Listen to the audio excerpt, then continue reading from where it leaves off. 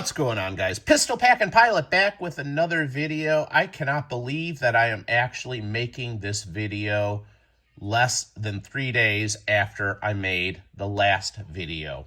I asked if you guys want me to keep you informed. You spoke. You told me you did. So here we go.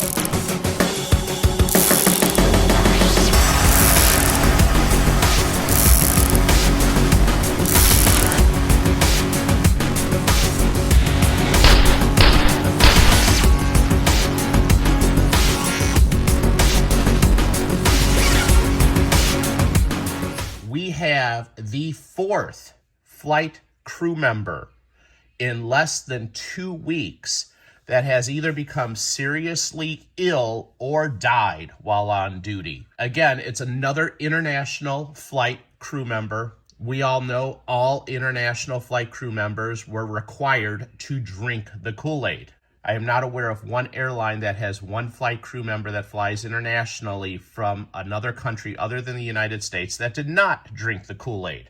We're talking about an event that happened on March 13th, guys, less than 2 weeks into the month of March, and this is number 4.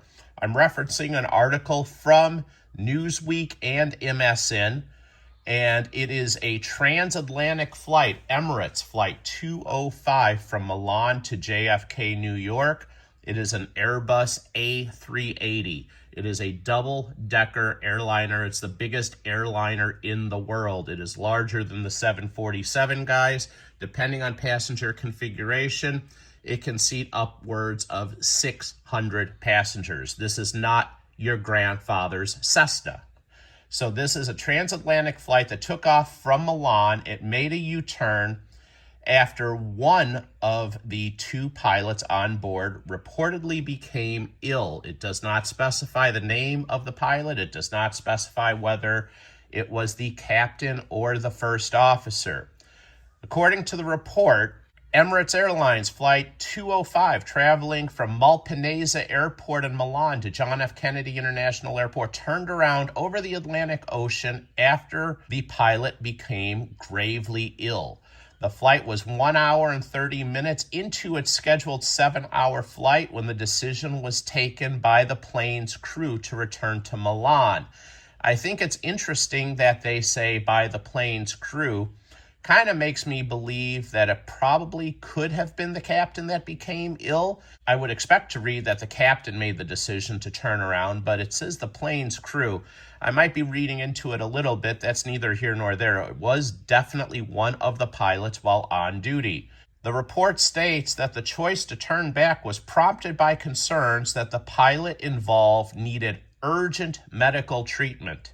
And they say urgent medical treatment in quotation marks, guys. Urgent. It doesn't say that he had a stomach ache. It doesn't say he ate bad sushi.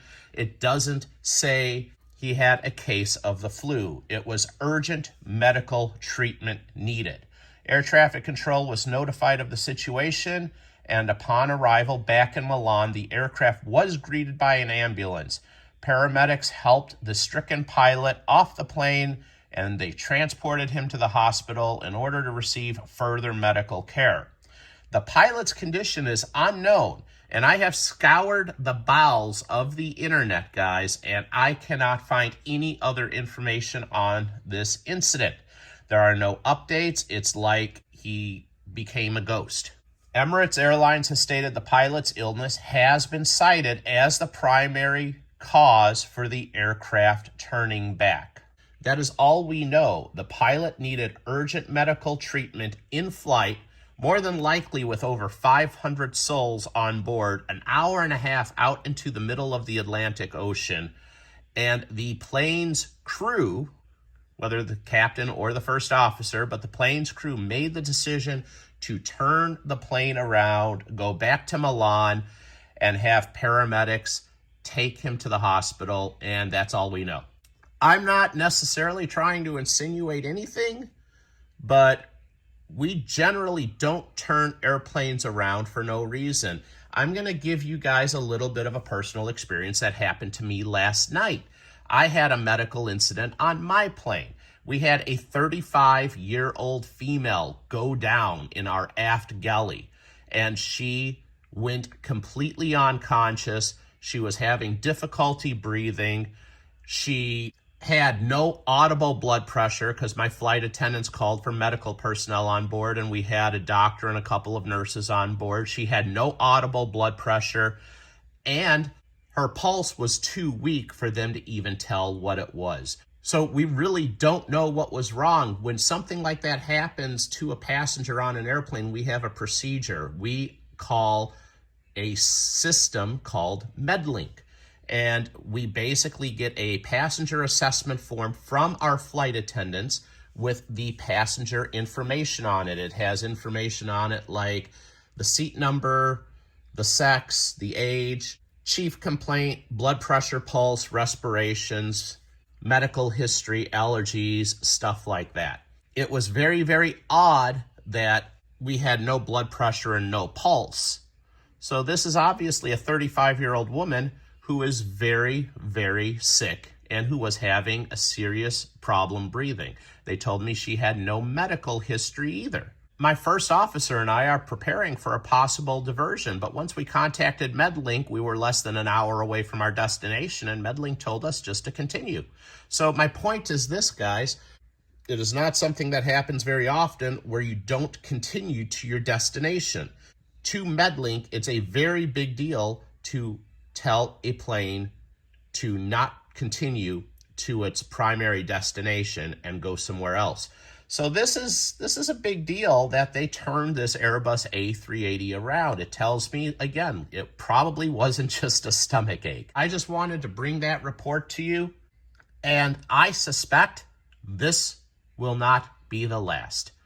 This, unfortunately, right now, has become our new normal. If you like me reporting on these types of events, please like, comment, subscribe to the channel if you're not already subscribed, and share that video out, because that's what makes the YouTube algorithm show this video to others, and that's the only way I know that you guys want me to continue doing this. So I thank you from the bottom of my heart. Thank you for watching. I am the Pistol Packing Pilot, and I am out.